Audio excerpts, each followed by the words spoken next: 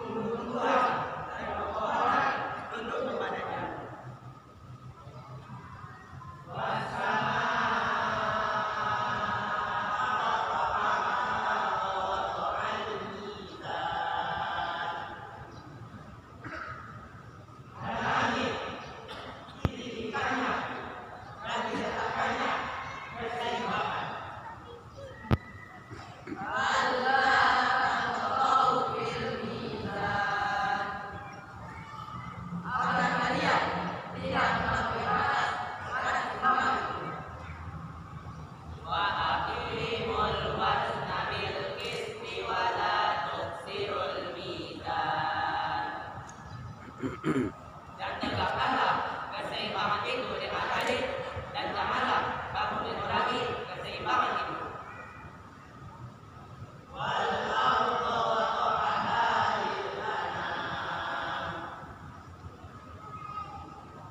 Dan bumi diletakkannya untuk segala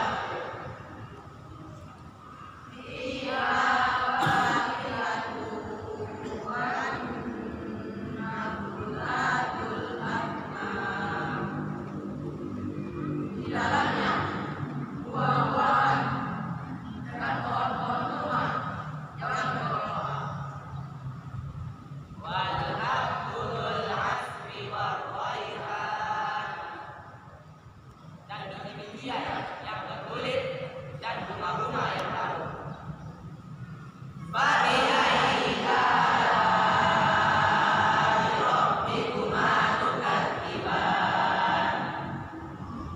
Maka yang manakah nikmat Tuhanmu yang kamu dustakan?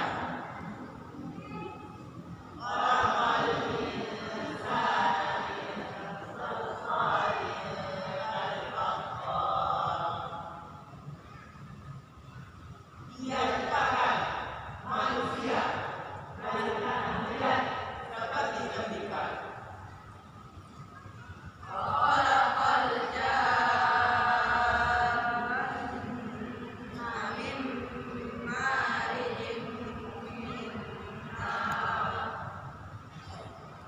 Dan diciptakan jin dari api yang menyala-nyala.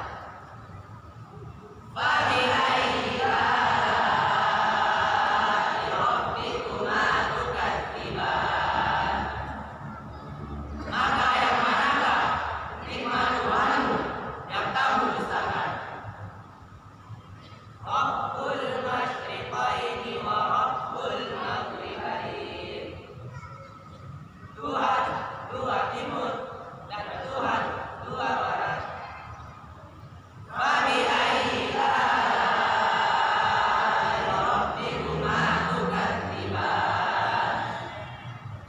Maka yang manakah nikmat Tuhanmu yang kamu dustakan? Shadaqallahul Azim. Maha benar Allah yang maha agung. Assalamualaikum warahmatullahi wabarakatuh.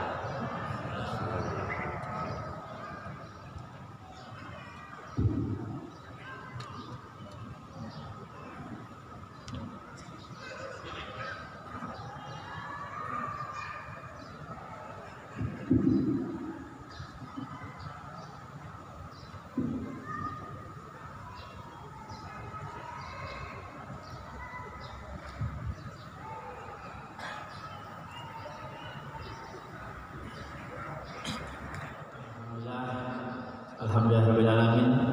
Puji syukur kehadirat Allah Subhanahu wa taala. Pada pagi hari ini kita diberi kesempatan, kekuatan, kesehatan untuk bisa hadir bersama-sama di tempat yang sangat berbahagia ini.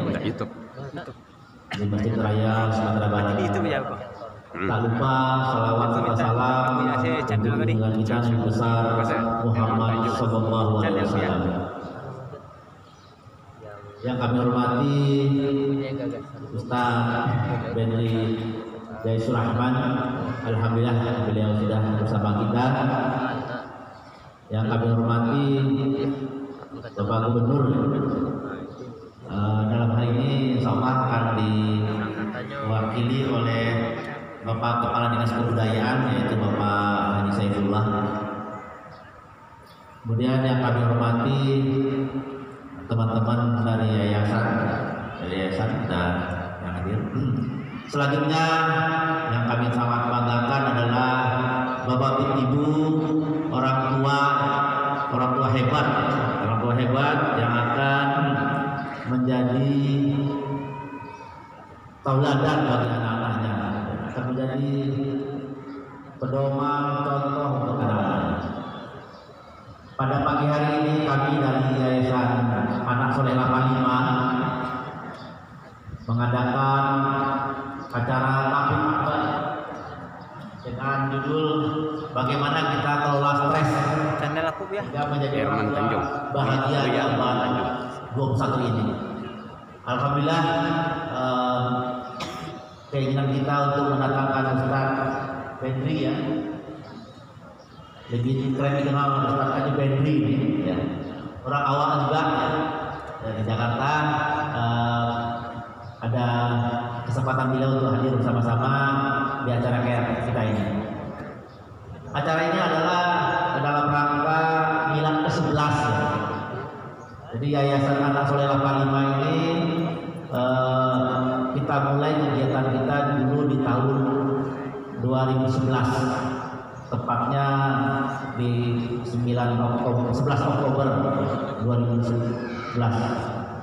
Di yayasan ini dimulai dengan kegiatan mendirikan rumah anak soleh namanya. Di pertama kali kami dirikan di Kudus. Sedikit bercerita tentang yayasan.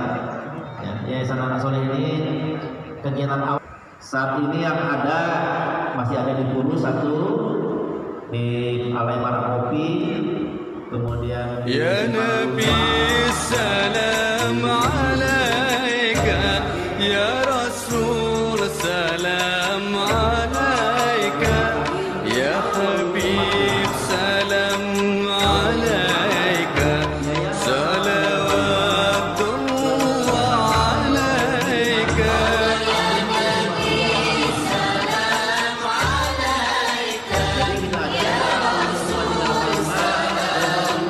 kegiatan ini sehingga didirikanlah rumah anak soleh di Pasir Jamba dan alhamdulillah sampai hari ini masih ada ya. Jadi kegiatan kita itu, tapi dalam perkembangan pada tahun 2014 juga kita mengadakan acara parenting juga di Masjid Raya ini, itu dengan mendatangkan Bunda Neno Warisman. Jadi di Masjid Raya ini yang kedua ini. Kita mengadakan kegiatan parenting sudah banyak ya, di Palanta ada, di banyak ya, di UNP ada. Dulu kita rutin sekali 2 bulan, tapi sekarang kita agak jarang-jarang. Jadi 2014 kita adakan di sini dengan Bunda Neno Warisman. Disitulah muncul dari salah seorang yang hadir peserta parenting mewakafkan tanahnya di daerah Lubuk Buaya, tepatnya di Anak Ayah. Itulah yang menjadi sekarang surau Al-Quran anak soleh. Jadi kalau ayah bunda lihat tadi anak-anak kita itu adalah anak-anak santri kita di surau Al-Quran rumah anak soleh. Alhamdulillah di antara santri kita itu 6 orang sudah habis 30 juz. Bisa dites nanti mau juz berapa. Alhamdulillah ya. Jadi kegiatan kita seperti saya katakan tadi semuanya memang tidak meminta biaya kepada peserta. Biayanya dari mana? Dari kita bersama ini. Pertama kami alumni harus siapkan anggaran untuk itu setiap bulannya.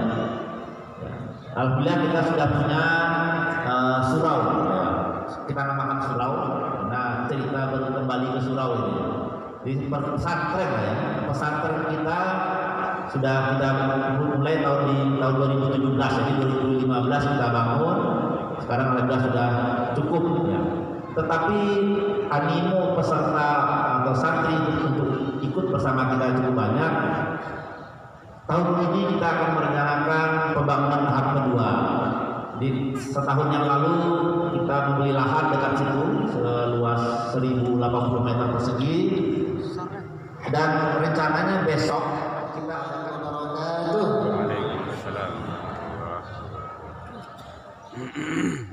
Naik kapal ke Kota Batam. Ulangi ya Bapak Ibu ya, cakep gitu ya.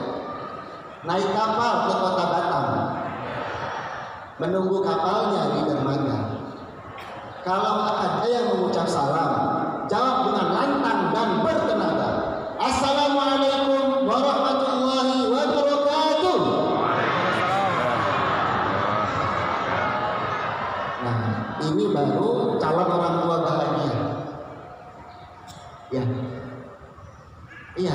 Kata Ustaz Indri dalam banyak kajiannya, penghuni surga itu hobinya senyum, ya Ustaz ya. Jadi kalau ayah bunda semua hari ini belum senyum, na'udzubillah minzalik. Saya nggak berani ngomong ya. Itu kata Al-Quran, kata beliau. Ya, dalam Al-Quran itu penghuni surga wajahnya sumringah, penuh dengan senyuman. Baik, alhamdulillahirabbil alamin. Allahumma shalli wa sallim wa barik ala nabiyyina Muhammadin wa ala alihi wa sahbihi ajma'in. Wa ba'du. Yang terhormat Bapak Gubernur Sumatera Barat yang dalam kegiatan kali ini diwakili oleh Bapak Kepala Dinas Kebudayaan yang mudah-mudahan segera bergabung bersama kita. Dan yang kita hormati Ketua Yayasan Bapak Haji Akwidal STMP, pengawas yayasan Bapak Dr. Emil Zaun Taslim, dan juga jajaran daripada yayasan ada Bapak Dr. Yuliastri sebagai sekretaris, juga yang sudah tidak kita sabar lagi menunggu beliau pembicara kita Ustadz Dendri Jaisyur Rahman. Semoga Allah selalu melindungi beliau dan mempermudah urusan-urusan beliau. Bapak Ibu para jamaah yang Allah muliakan, insya Allah dalam kurang lebih 5 jam ke depan ya. Oh enggak. Waktu kita terbatas ya. Pengurus masjid sudah wanti-wanti sebelum azan berkumandang. Nah, kita insya Allah akan mengemas kajian kita, tabligh akbar kita pada pagi menjelang siang ini dengan format talk show ya. Insya Allah nanti interaktif ya. Ayah bunda Bapak Ibu jamaah sekalian bisa ikut berpartisipasi. Ini ada ke ulama ya, ke guru kita ketemu saya. Silakan Ustaz. Alhamdulillah. Kita tanya kabarnya dulu ya ayah bunda sekalian. Dicek mic-nya Ustaz. Tes. Yang mana Ustaz namanya? Yang mana namanya Ustaz? Yang itu Ustaz. Satu boleh, dua boleh Ustaz. Satu dua boleh. Satu, dua. Oke. Kalau mic boleh dua Ustaz. Yang lain cukup satu. Ya Ustaz sehat ya alhamdulillah. Baik, tentu ayah bunda sudah penasaran dan sudah tidak sabar menyimak wajah yang sering tampil di televisi ini ya. Bukan wajahnya yang ditempel, tapi beliau memang punya program di televisi gitu ya. Juga mungkin ayah bunda sudah ikut secara rutin kelas-kelas beliau di Zoominar dan YouTube. Saya tahu pasti fans beliau itu emak-emak garis keras. Ya makanya beliau kemarin didampingi oleh istri tercinta beliau, Insya Allah. Ya sebelum kita mulai, saya bacakan sedikit ya, profil beliau. Izin Ustaz. Nama lengkap beliau ya, Ustaz Dendri Jaisyur Rahman. Alamat Bambu Apus, Cipayung, Jakarta Timur. Beliau adalah Usbuya dipanggil. seorang pria kelahiran Jakarta. Awak. Jakarta Ustaz, bukan Pariaman ya. Oh, Jakarta. 31 Agustus 1981. Ya, jadi Bajilah Buya, Buya dipanggil. kemarin ini belum lama ulang tahun beliau. Bajilah Buya. Mudah-mudahan panjang umur dalam beliau bisa dihubungi lewat Instagram atau Twitter beliau @ajobendri. Jadi yang belum follow silakan Channel YouTube-nya Fatherman, gitu ya, Fatherman. Status tentu sudah menikah ya, dengan 5 orang anak. Moto hidup beliau senyum, semangat, dan tulus, serta yakinlah Allah mencintaimu meski kamu tak harapkan cintanya. Masya Allah. Beliau menempuh pendidikan di Mahat Al-Hikmah Jakarta, kemudian Fisip UI dan Mahat Usman bin Affan Jakarta. Aktivitas saat ini selain beliau sekarang sedang acara bersama kita, beliau adalah seorang muballigh, ya, praktisi Islamic parenting, pendiri dan pembina Yayasan Langkah Kita, konselor keluarga dan pernikahan, penulis juga narasumber di berbagai seminar, diskusi, serta sejumlah tayangan radio serta televisi. Nah, Bapak Ibu sekalian Allah muliakan, tentu kita sudah tidak sabar ya. Saya ingin memulai dengan prolog begini, Ustaz. Anak didikan adalah amanah terindah dari Allah yang mereka sendiri tidak pernah bisa meminta lahir dari rahim siapa dan dalam kondisi yang bagaimana. Nah, tentu sudah jadi takdir kita semua ya, yang Bunda ya, Ustaz ya, untuk terus belajar ya, untuk terus memahami ya, bagaimana anak kita dan seperti apa pola asuh yang kita terapkan. Lalu hari ini kita juga berhadapan dengan masalah-masalah yang luar biasa. Makanya ini judulnya kelola stres. Berarti yang hadir adalah yang sering stres ya, insya Allah. Nah, bagaimana sih Ustaz kira-kira kita bisa menjadi orang tua bahagia, ya, bisa mengelola stres kita dalam mendidik anak, atau juga sekalian tips buat yang belum punya anak, Ustaz, ya, atau yang bahkan belum menikah. Karena tadi saya lihat banyak ini ternyata yang juga belum menikah tapi udah hadir. Nah, kepada Ustaz Henry, ya, seluas-luasnya dipersilakan. Baik, Masya Allah, jazakallah khair. Warahmatullahi wabarakatuh. Ini jawaban salam akhir bulan, Pak. Jadi memang salam itu tergantung jumlah saldo di tabungan. Semakin menipis, semakin pelan ya. Mudah-mudahan yang tadi jawab salamnya Allah percepat turunnya rezeki yang banyak, insya Allah. Allah percepat juga insya Allah untuk bisa naik ibadah haji, insya Allah. Allah percepat masa sakaratul maut. Sakaratul maut mau cepat atau mau lama? Mau cepat atau lama? Mau lama gitu 2 tahun. Udah ngeri ya ngomong sakaratul maut. Jadi terima kasih sebelumnya. Saya ingin semua yang bawa anak mengingatkan anaknya untuk jawab salam saya ya. Masya Allah, mana anak-anaknya? Ada ya. Assalamualaikum warahmatullahi wabarakatuh. Waalaikumsalam warahmatullahi wabarakatuh.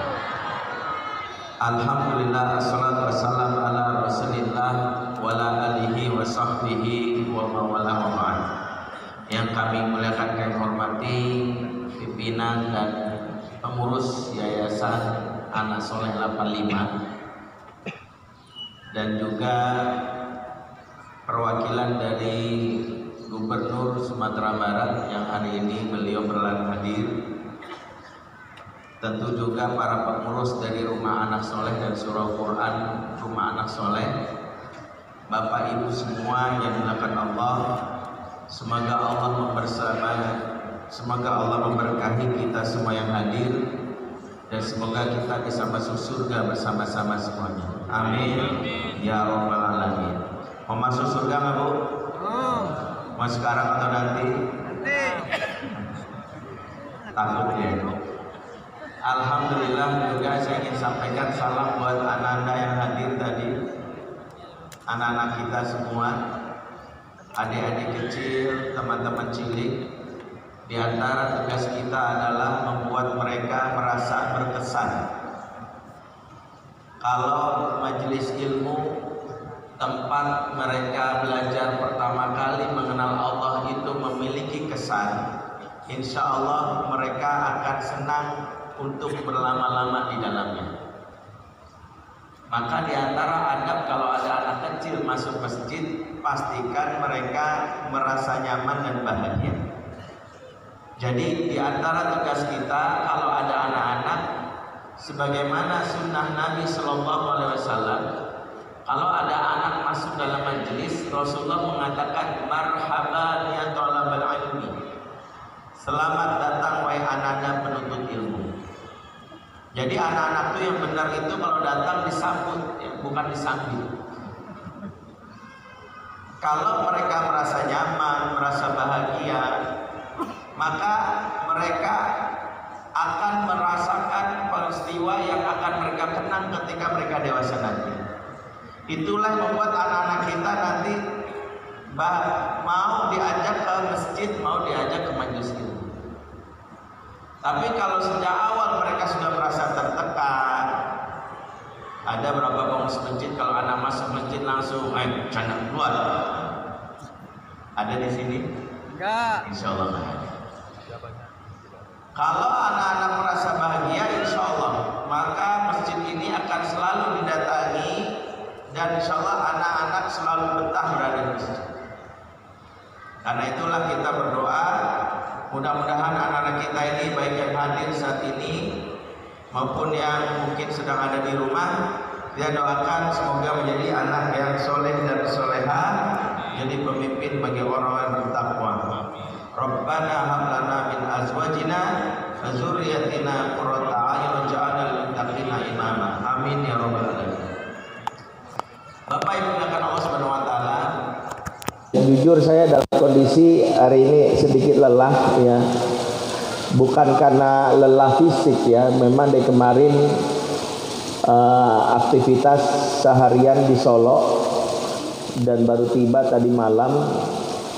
Kami punya kawan seperjuangan, sebagian mungkin sudah mengenal seorang psikolog. Saya bersama Ayah Irwan punya kawan namanya Kak Hilman Al-Madani, seorang psikolog yang selama ini kami berjuang bersama. Allah panggil beliau semalam karena sakit kanker. Jadi dari pukul 2:30 saya tidak bisa tidur. Dari pukul 2 dini hari sampai dari awal mendapat berita itu sampai tadi pagi nggak bisa tidur. Ada merasa kehilangan karena ini adalah kawan kami yang selama ini berjuang bersama. Karena itu izinkan sebelum kita bicara mengenai apa yang menjadi tema kita hari ini, saya ingin Bapak Ibu semua untuk membaca suratul Fatihah untuk beliau almarhum Haji Hilman Al-Madani bin Haji Syarifuddin, seorang psikolog, agar beliau dilapangkan kuburnya, diampuni dosa-dosanya dan insyaallah masuk surga, dan kita pun mengharapkan supaya kita termasuk golongan dari ahli jannah. Ila haratin Nabi Mustafa sallallahu alaihi wasallam wa alihi wa azwaji wa zuriyatihi khususan li Haji Hilman Al-Madani bin Haji Syarifuddin syallillah lahumul Fatihah. Auzubillahi minasyaitonir rajim. Bismillahirrahmanirrahim. Alhamdulillahirrahmanirrahim. Iyyaka na'budu wa iyyaka nasta'in. Ihdinas siratal mustaqim. Siratal ladzina an'amta 'alaihim ghairil maghdubi 'alaihim waladdallin. Makasih ya. Hari ini tema kita berkaitan dengan anti stres. Tapi ekspresi wajah saya kayak orang stres ya.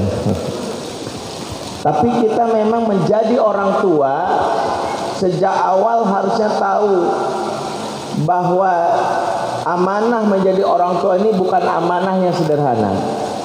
Amanah menjadi orang tua ini akan menentukan seseorang bahagia di surga atau sengsara yang berujung di neraka. Waliyazubillah. Apa yang menyebabkan seorang bahagia di surga? Terutama ketika dia mampu menjalankan perannya dan itu berujung kepada apa yang Allah berikan pada saat nanti di akhirat. Di antaranya ada hadis yang mudah-mudahan kalau kita mengingat ini, motivasi kita bagaimana kita menjadi orang tua yang amanah. Rasulullah SAW bersabda, "Innar rajula laturfa'u darajatahu fil jannah." Sesungguhnya ada seseorang yang diangkat derajatnya di surga. Jadi ada seseorang, yaitu ayah dan bunda, yang diangkat derajatnya di surga. Fayaqul anna li hadza. Kemudian orang ini bertanya, "Lah, kok bisa? Bagaimana mungkin aku dapat karunia ini?" Orang ini bertanya terheran-heran. Kenapa? Karena dia merasa masuk surga saja sudah hal yang istimewa. Ini masuk surga diangkat pula derajatnya. Maka dia bertanya, "Lah, kok bisa? Bagaimana mungkin?" Dia merasakan selama di dunia ibadahnya biasa saja. Sholat yang wajib-wajib aja dia sadar, jarang sholat sunnah. Puasa yang wajib-wajib aja, ya jarang puasa sunnah. Pernah sekalinya puasa sunnah pas berat badan nambahan gitu. Dia sadar ini, maka dijawab, fayuqal bi istighfari waladikal. Hal ini karena doa dan istighfar dari anak-anakmu. Masya Allah ya. Di antara yang Allah akan janjikan, orang tua yang mendidik anaknya dengan sungguh-sungguh, Allah akan berangkat derajat seseorang nanti di akhirat. Kalau kita masuk surga saja sudah bagus, luar biasa, diangkat pula derajatnya. Inilah balasan yang diingatkan oleh Allah, dan inilah yang harus kita jadikan sebagai motivasi. Betapa lelahnya kita di dunia dalam urusan mengasuh anak berujung kepada kebahagiaan. Ya. Dan doa dari anak yang tadi disebutkan oleh hadis Nabi ini, itu adalah kompensasi dari menjadi orang tua. Dan doa ini akan diucapkan kalau anak merasakan betapa benar ibunya sungguh-sungguh mengasuhnya. Jadi nggak bisa doa ini direquest menjelang sakaratul maut. Nah, doain ayah ya, enggak nanti ayah dimentayangan ngefeknya kemana-mana. Doa nggak bisa. Kalau anak selama di dunia tak merasakan betapa ayahnya dan ibunya sungguh-sungguh, mungkin doa ini sebatas di hari pertama kita wafat, di hari kedua, hari ketiga, bahkan yang mungkin ikut tahlilan 7 hari, 40 hari, selesai. Setelah itu anak hanya bersibuk dan urusannya tak lagi mendoakan. Sungguh di antara yang kita inginkan saat kita tiada adalah mendapatkan kebahagiaan doa dari anak yang akan berujung kepada kebahagiaan seorang di akhirat. Bukan hanya itu, dalam hadis riwayat Ad-Dailami ada riwayat menyebutkan betapa beruntungnya orang tua yang punya anak yang soleh, anak yang mendoakannya. Di antaranya apa? Saat seseorang masuk ke alam kubur, malaikat kubur, malaikat Zabaniyah hendak menghukumnya karena dosa-dosanya selagi dia di dunia. Pada saat itu dia mengangkat untuk menghukum orang tersebut. Tiba-tiba tangan malaikat ini terhenti, tak lagi memukul orang tersebut. Sampai orang tadi bertanya kepada malaikat yang hendak dipukul, "Manahaka an adarabani?" Apa yang menghalangimu untuk menghukumku atau memukulku? Maka lagi-lagi malaikat menjawab, disebabkan doa dan istighfar dari anak-anakmu. Jadi di antara yang akan menghalangi siksa kubur malaikat untuk menghukum seorang ayah, menghukum seorang ibu adalah istighfarnya seorang anak dengan doa, Rabbi firli wali walidayya warhamhuma kama rabbayani shaghira. Maka kalau kita melihat tentang hal ini, sebenarnya saat kita lelah, saat kita letih, itu akan jadi motivasi kalau ingat hadis ini. Mengapa seorang ayah dan bunda itu bisa stres? Karena mungkin dia tidak tahu ujung dari usahanya. Dia tidak tahu ini anak ketika saya didik ujungnya apa. Kalau ujungnya tak mendapatkan kebahagiaan, mungkin itulah stres. Tapi kalau ujungnya adalah sebuah kebahagiaan yang Allah akan berikan, insya Allah lelahnya dia akan berujung kepada surga. Maka kalau ditanya pertama kali, apa yang kita lakukan agar kita tidak jadi orang tua stres? Yang pertama, yaitu mengingat balasan Allah selagi di akhirat. Jadi ibu-ibu semuanya, khususnya yang hadir di kesempatan hari ini, Kan biasanya kalau ngurus anak, yang lebih sering ngurus anak ibu atau bapak? Ngurus anak ibu atau bapak? Jadi yang berpulang lebih banyak stres ibu atau bapak? Itu. Ibu yang lebih banyak berpulang stres, dan jangan diremehkan. Ibu-ibu yang stres ini juga bukan hal yang disebutkan lumrah. Ibu-ibu yang stres ini dampak yang paling fatal itu lari ke anak. Para suami mungkin merasa, nah ini salah satu kesalahan kita sebagai seorang suami atau seorang laki-laki. Ya, makanya kami tulis di buku Fatherman 2, nih bukunya. Ya, buku Fatherman 2. Buku ini mengingatkan tentang seorang ayah sebelum jadi ayah yang baik, jadilah suami yang simpatik. Kenapa? Karena di antara yang mungkin penyebab ibu sebagai madrasatul ula, madrasah pertama di rumah bagi seorang anak tidak berjalan fungsinya adalah disebabkan karena ibu yang tidak bahagia. Dan dampak ibu yang tidak bahagia ini larinya lagi ke anak. Allah berfirman dalam surat Al-A'raf ayat 58, wal baladut thayyibu yakhruju nabatuhu bi'izni rabbih. Tanah yang baik akan keluar darinya tanaman-tanaman yang baik. Siapa yang dimaksud Allah dalam ayat ini dengan tanah? Dimaksud dalam ayat ini adalah ibu. Ibu itu diibaratkan tanah. Ibu diibaratkan tanah. Dalam ayat yang lain Allah berfirman, nisa'ukum harthulakum. Istri ibarat tanah ladang tempat kau bercocok. Jadi wanita diibaratkan dalam Quran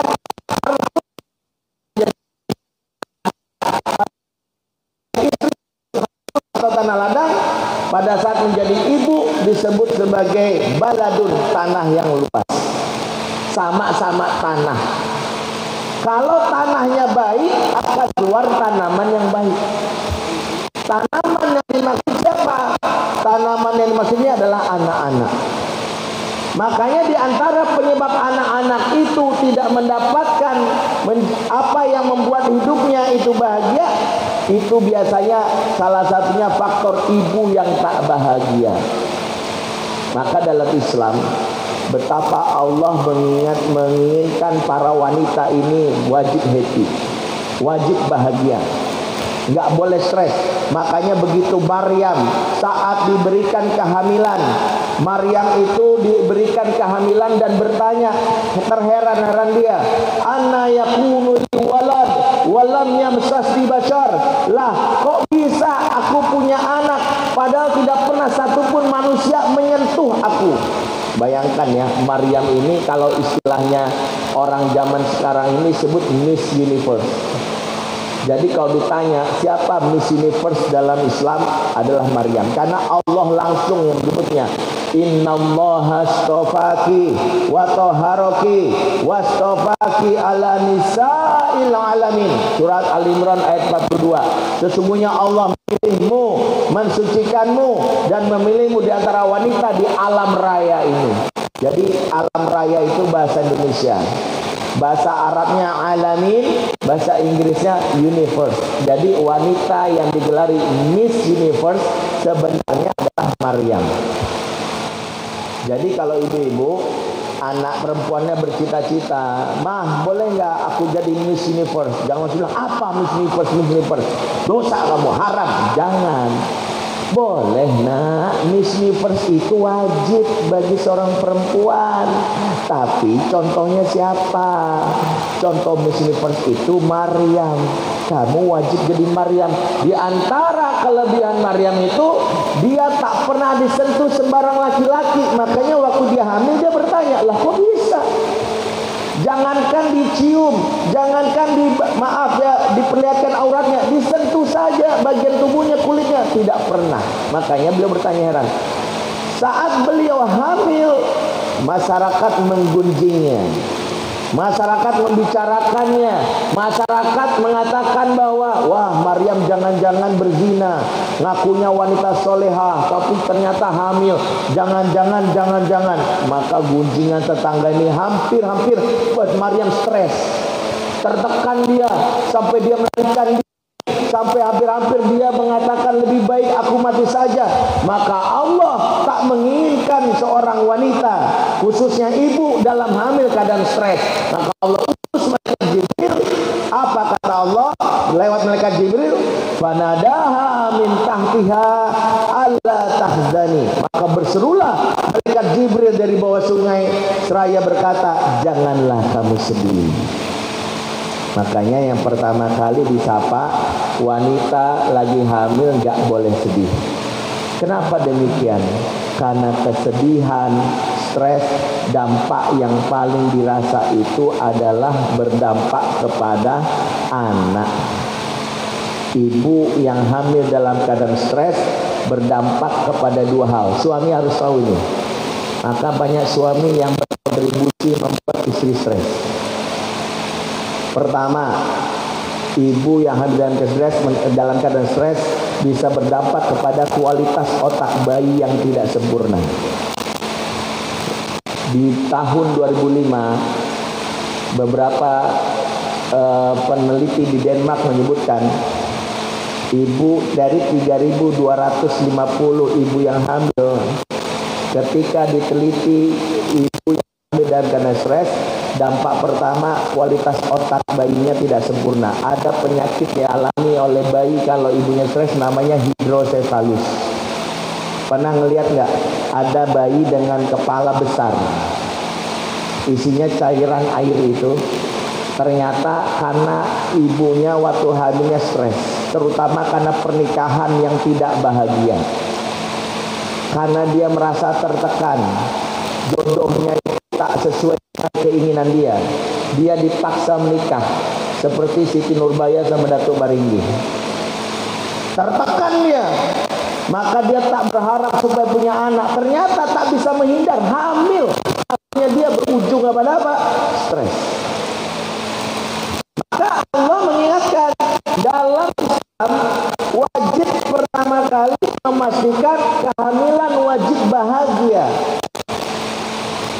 Allah menginginkan para laki-laki menyadari wanita tak boleh sedih karena itu berdampak pada anak-anak.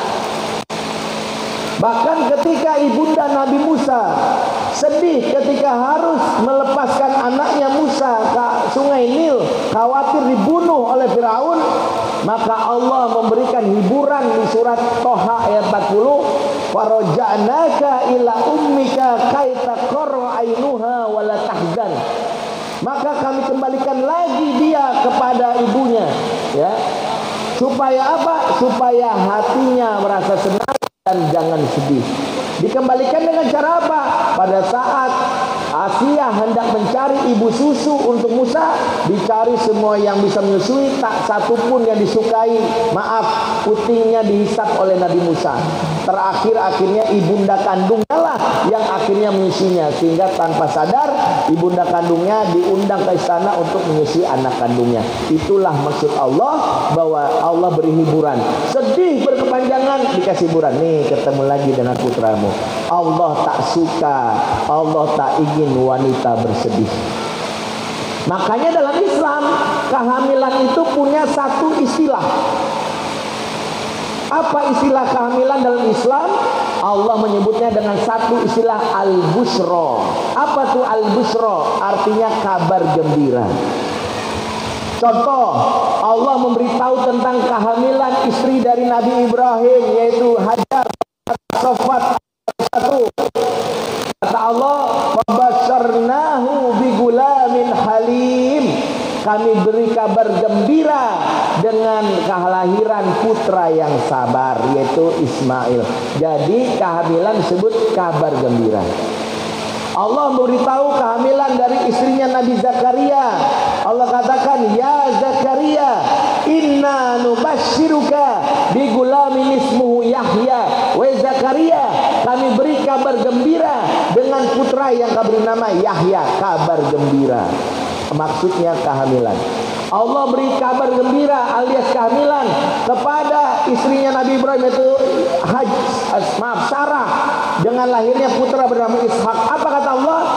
Inna nubasyiruka bi ghulamin alim. Sesungguhnya kami beri kabar gembira dengan putra yang cerdas. Kabar gembira artinya hamil. Allah beritahu tentang tabiat orang kafir Quraisy yang menolak kehamilan anak orang perempuan dengan istilah kabar gembira.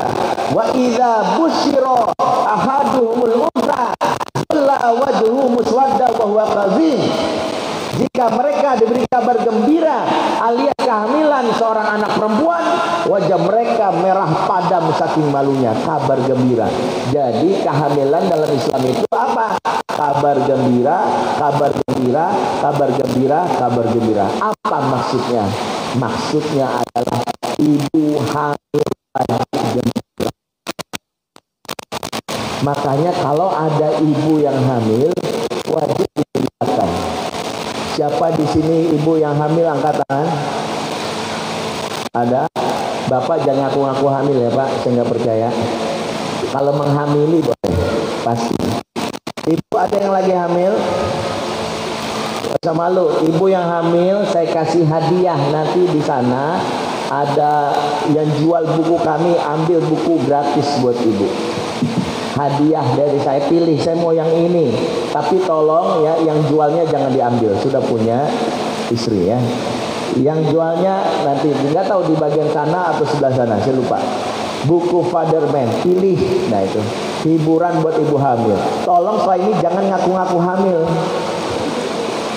Bedakan antara hamil dengan buncit ya. Saya juga hamil Ustaz, itu buncit ya. Tapi yang mengaku hamil nggak masalah. Habislah sesemangat langsung Pak, hamil aku, Pak, hamil aku. Tolong hamil aku. Ya. Allah menghibur wanita hamil pertama karena wajib dimulai kehamilan dengan kegembiraan. Di antara ibu hamil itu punya hak. Nah, banyak suami, maaf nih, tahukah hak ibu hamil? Ini enggak kita tahu. Tahukah hak ibu hamil? Ada 3. Catat ini, pas hamil kasih tahu suami. Bapak pas istri hamil ingat ini, jangan macam-macam. Hak ibu hamil 3. Surat Maryam ayat 26. Hak ibu hamil dan menyusui. Fakuli wasrobi wa qarri aina, maka makanlah, maka minumlah dan bersenang-senanglah kamu. Hak ibu hamil makan enak, minum enak dan bersenang-senang. Masya Allah ya. Inilah indahnya Islam. Dimulai dari kehamilan ibu wajib yang senang-senang, makan enak.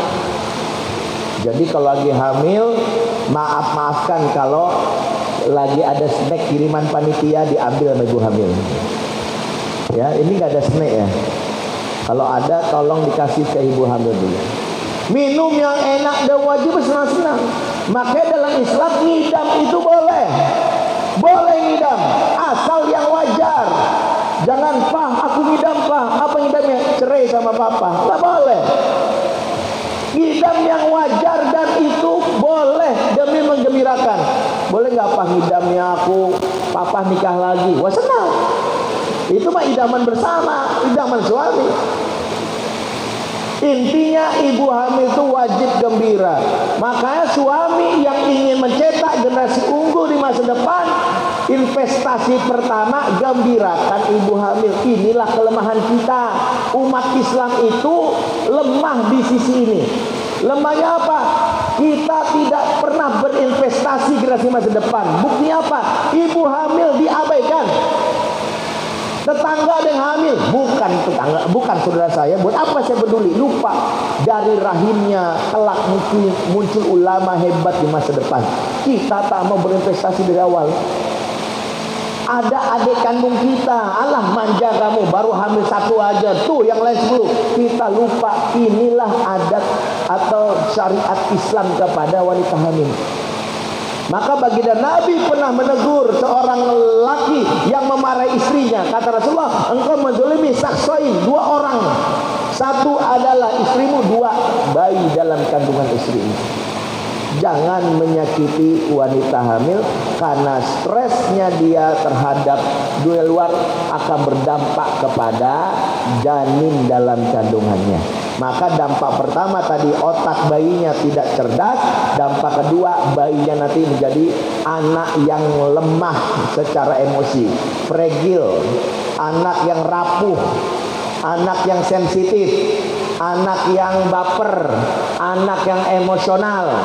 Kalau dia menemui ada anak sudah dewasa, sudah remaja, anak saya Ustaz gampang nangis Ustaz, anak saya itu sensitif banget Ustaz, anak saya itu gampang banget marah Ustaz, maka itulah akibat dari saat hamilnya si ibu tak bahagia.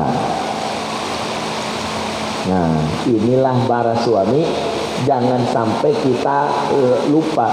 Berarti apa? Di antara tanggung jawab kita mulai dari menyadari bahwa kehamilan itulah awal dari kegembiraan. Harusnya begitu. Harusnya begitu. Para suami harus bayangkan kalau setiap wanita hamil itu bahagia, Masya Allah. Umat Islam ini jadi umat yang jaya di masa depan. Ulama hebat lahir dari rahim ibu-ibu yang bahagia. Ulama-ulama hebat lahir dari ibu-ibu yang memiliki perasaan yang sukacita pada saat hamil. Sehingga motivasi hamil itu tinggi.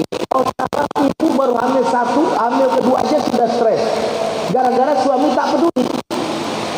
Ya, coba bayangkan kalau suami pada peduli. Setiap satu dikasih setiap hamil anak pertama kasih Honda Jazz, anak kedua dikasih Honda, anak Mercedes. Itu anaknya 10 buka showroom dia. Saking bahagianya dia, Masya Allah. Tapi ini baru anak 2 saya bilang tuh hamil lagi kan, kamu udah bilang cabe. Kenapa? Suami yang tak peka, suami yang tak peduli. Maka dalam Islam jangan sampai kita ini ilmu yang diajarkan oleh Islam ini diambil oleh orang lain. Orang Yahudi mengapa cerdas-cerdas? Mereka mengambil ilmu yang diajarkan oleh Islam ini khususnya kepada ibu hamil. Saya mulai dari satu riset. Siapa yang tahu manusia yang IQ-nya paling tinggi di dunia, paling cerdas, paling jenius? Siapa? Siapa namanya? Hah? Siapa?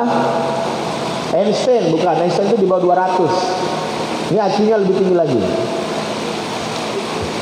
Bukan. Kalau di googling, cari namanya William James Sidis. Ada ilmuwan, satu William James kelahiran 1600, yang kedua William James Sidis kelahiran 1900. Dua orang berbeda.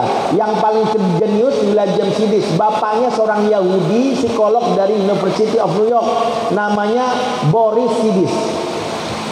Ya, bapaknya ini terinspirasi dari 1600, William James dikasih ke nama anaknya William James Sidis. William James Sidis ini IQ-nya 300. Umur 8 bulan sudah bisa nyuap makan sendiri. Umur 2 tahun sudah nulis artikel di koran New York Post. 2 tahun. Ya. 2 tahun. Kita baru umur bapak 40 tahun paling nulis curhat di Facebook ya, Pak. Ini 2 tahun nulis artikel. Umur 4 tahun sudah presentasi tubuh, fisiologi tubuh manusia di hadapan profesor. 4 tahun. Umur 10 tahun masuk Universitas Harvard. Umur 16 tahun menguasai 200 bahasa asing. 16 tahun. 16 tahun menguasai 200 bahasa asing. Ya, termasuk bahasa Jawa, bahasa Suriname. Tapi orang ini meninggal cepat umur 41 tahun. Salah satu penyebabnya, saking cepatnya dia berpikir, jantungnya tidak kuat menopangnya. Inilah resiko orang jenius amat ya. Beruntung kita nggak jenius amat ya. Ya, beruntung kita masih punya ilmu panjang gitu, umur panjang. Kadang orang bodoh punya dalil ya. Ya. Tapi yang kita pelajari, bagaimana dia bisa jadi manusia jenius. Alkisah diceritakan waktu ibunya William James ini hamil, suaminya Borisidis memanggil warga kumpul di kampungnya, di kalau istilah kita balai kampungnya. Didudukanlah istrinya sampingnya, kemudian dia bilang kepada semua masyarakat, bapak-bapak, ibu-ibu, istri saya lagi hamil. Kemudian bertanya orang masyarakat, terus kenapa? Saya yakin di masa depan akan ada ilmuwan hebat yang akan menciptakan teknologi pertanian, jalan-jalan dibikin bagus, penerangan di jalan-jalan bikin bagus. Orang inilah yang akan membuat hasil pertanian kalian berjalan dengan baik. Maukah kalian muncul orang sehebat ini? Semua sepakat mau. Kalau mau, saya sedang membuat programnya lewat kehamilan istri saya. Dan saya yakin itu anak saya. Orang-orang bertanya, bagaimana cara kami membantu proyek Anda? Gembirakan istri saya.